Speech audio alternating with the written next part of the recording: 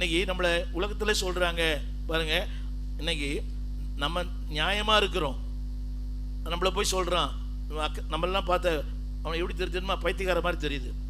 இந்த உலகத்துல அக்கிரமங்களுக்கு மறுபெயர் கிரமம், கிரமத்துக்கு மறுபெயர் அக்கிரமம். புரியலையோ?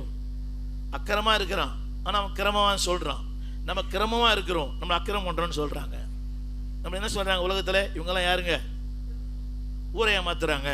நம்மளாம் ஊரை ஏமாத்துறோமா? ஊரை ஏமாத்துற விட நம்மளை பார்த்து ஊரை ஏமாத்துறேன்னு சொல்றான். எவ்வளவு பெரிய காமெடி இல்லை சொல்லுங்க. ஒன்றும் சொல்லுங்க நியாயம், சொல்லுங்க நியாயம் செய்யும் ஆண்டவர், செவி கொடுக்கும் ஆண்டவர், பாதுகாக்கும் ஆண்டவர். சொல்லுங்க எல்லாரும், பாதுகாக்கிற ஆண்டவர். தெய்வீக எரேமியா 10ஆம் அதிகாரம் 23ஆம் வசனம், 23ஆம் வசனம், உங்கள் வழிகள் உங்களால் ஆகிறது அல்ல, உங்களை நடத்துகிற கர்த்தரால் ஆகிறது. வாசிப்பீங்களா? எரேமியா 10:23.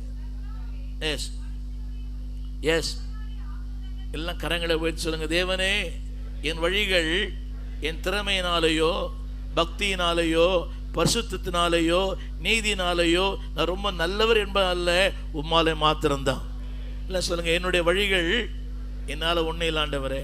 என் ஞானம், கல்வி, செல்வம், திறமை, நத்திங், எல்லாம் உம்மால தான்.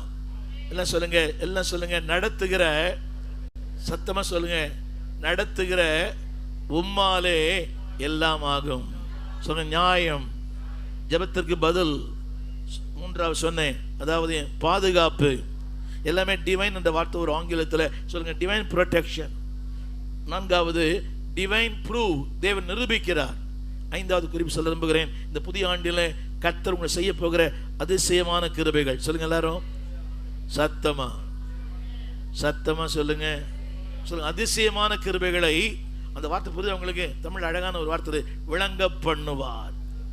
அது கொஞ்சம் விளக்கம் சொல்லிடுறேன். அதாவது எது ஒன்று மறைவாய் இருக்கிறதோ, எது மூடி இருக்கிறதோ, எது தெரியவில்லையோ அதை விளங்க பண்ணுவார். ஆமென் சொல்ல மாட்டீங்களா? புரியுதா உங்களுக்கு? அதாவது கணக்கே புரியல, டியூஷனுக்கு போய் கொஞ்சம் புரிஞ்சுக்கிறோம். சிலருக்கு தமிழே விளங்கலை, இல்லை தமிழ் புரியல பாஸ்டர்ன்றான். என்னங்க தமிழ் புரியலையா? அம்மா பேர் அப்பா பேர் ராமசாமி, அம்மா பேர் முனியம்மா, ஆனா பையனுக்கு தமிழ் புரியல. அது ஒரு பெரிய பெருமை வேற. இதெல்லாம் கான்வென்ட்டுடைய சாபம்.